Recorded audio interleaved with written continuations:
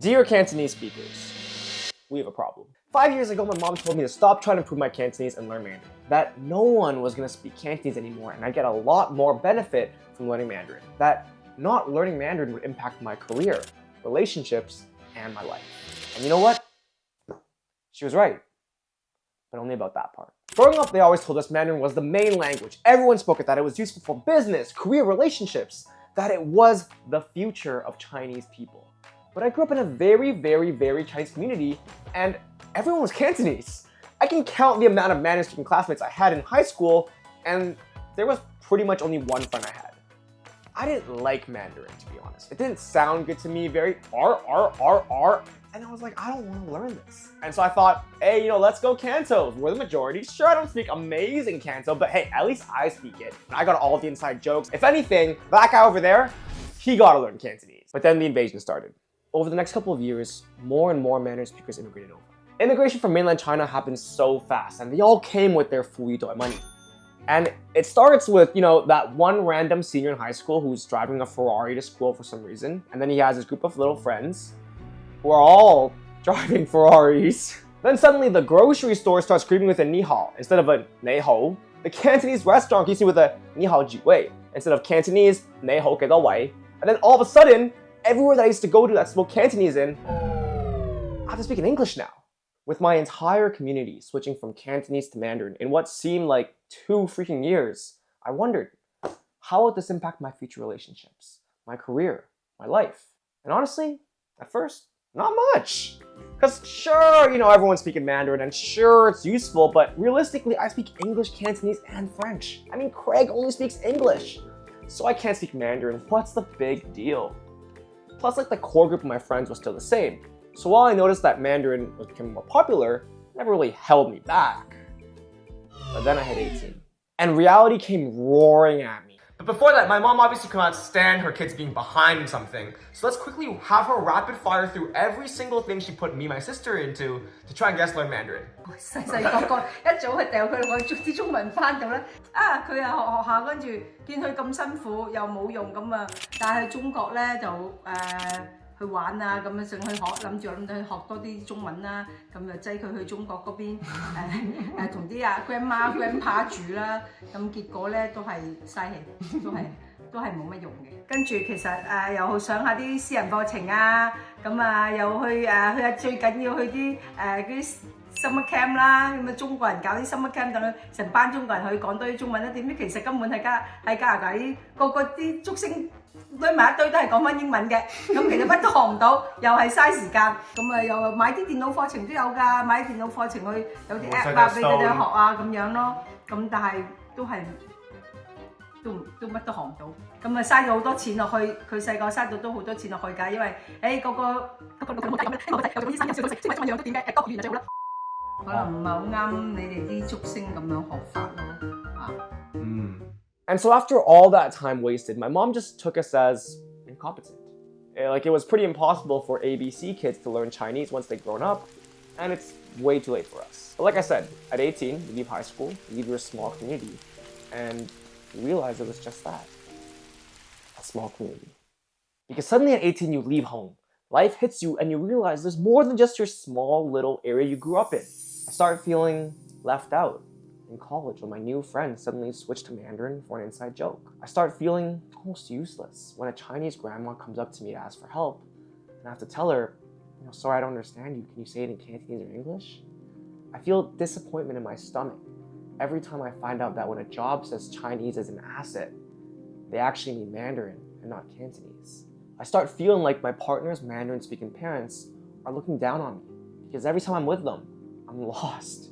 I need my girlfriend to translate because I can't even tell them my major or what I do in Chinese. And I don't talk about it, but I know my parents are disappointed.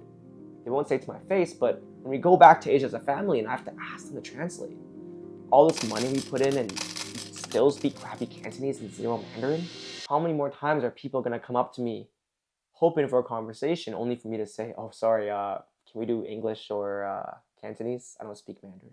How many more relationships and opportunities am I gonna have to sit on the sidelines for? It made me feel ashamed of myself as a Chinese person. And because of all that, I resented being Chinese. I resented Mandarin, and even more than that, I resented Cantonese. I always thought, why couldn't I have been born in Guangzhou so I have Cantonese and Mandarin? You know, why didn't my parents throw me in Mandarin school as a kid and like make me stick to it? Why do I speak this useless Cantonese that's dying anyway? Eventually, I hit a breaking point. My Mandarin-speaking girlfriend's parents didn't think I was good enough for her, and so we broke things off. And I had a job interview that I botched. I'm not sure if it's because I couldn't speak Mandarin, but all I know is that a Chinese international student got the job. And the guy asked me if I spoke Mandarin in the interview. I started trying to learn again. You know, university classes, apps, tutors, but each time was the same. It felt like nothing would stick. But after a lot of experimentation, eventually I found a way to learn Mandarin by using a new method that was very tailored for me as a Cantonese diaspora.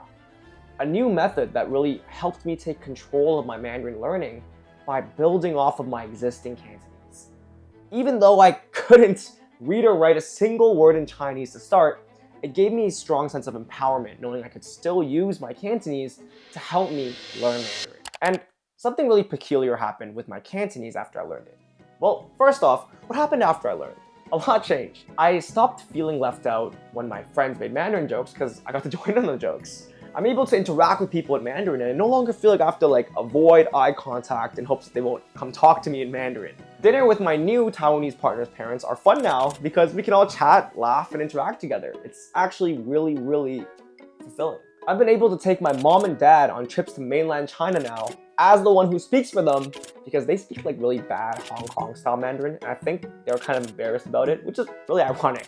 And being able to actually travel China, interact with locals, and understand what's going on and not be viewed as that, weird Chinese guy who needs a translator gives me a whole sense of pride in being Chinese. And I feel so much closer to my culture thanks to Mandarin. On top of that, I actually use Mandarin in my work every single day, whether it's speaking with suppliers for our merch, networking, or clients. I mean, just last week, I was at a business conference and a Chinese guy came up to me in Mandarin and he was starting a WeChat community group with specifically the other Chinese business owners there and asked me if I wanted to be a part of it.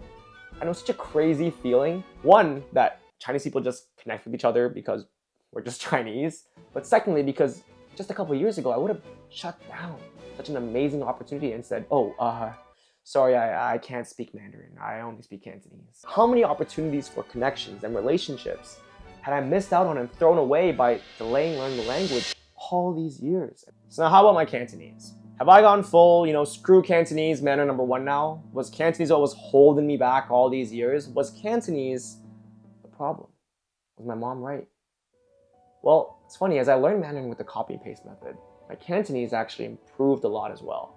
Just because they're really similar languages, and with the right framework, if you improve at one, you'll naturally improve at the other. And as I dove deeper into the Chinese world and explored China, I realized how amazing being able to speak Cantonese was. I remember my mom saying how Mandarin was going to be everywhere, and she was right. But she was wrong about one thing, which was that no one cares about Cantonese. She was wrong about that, because from the countless amount of times I hear Cantonese songs blasted in mainland China, which is crazy. Not even in Guangdong, but in Yunnan, in Guangxi's partially Cantonese, in Beijing, crazy. Literally, I was traveling with a guy in Yunnan, and he said he literally only listens to Cantonese music, and he was so envious I could speak both, because he really wants to learn. Literally the minute I landed in Beijing, after I learned Mandarin, my first cab driver was playing Hey Fu Nei in the cab, and he was singing it. And then I was like, oh, you speak Cantonese? He's like, no, but I really want to learn. And I'm like, that's crazy. It's only when I learned Mandarin that I start to realize, holy crap, Cantonese is so unique. It's so beautiful. There's so much to it that just doesn't exist in Mandarin.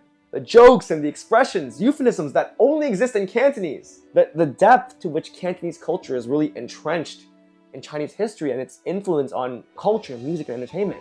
I mean, even the way the Cantonese clients light up when I speak it to them versus, because I assume people always force them to speak Mandarin. It made me so much more attached to Cantonese identity and Cantonese culture. And most important of all, being able to finally share all the quirks, music, culture, and fun of Cantonese with my family because I can finally understand and speak it well. Speaking both is my edge, not only speaking one. So yes, the Chinese world is absolutely moving in the direction of Mandarin. And by being blind to that, I was absolutely letting my Cantonese pride hold me back. All those years that I didn't take action, relationships, opportunities, connection with my culture, even like exploring China and how amazing it feels to just feel close to your culture. It's such a rewarding experience that improved my quality of life so much. Yes, Mandarin is important. But what I learned and what I hope is that people can learn to embrace both Cantonese and Mandarin, and that one can learn Mandarin while also learning Cantonese. Embracing Mandarin does not mean, screw Cantonese. Both are such integral parts of Chinese culture and history, and I hope that I can share more of my love for it here, along with so much more about the language and how to learn it and stuff here with you.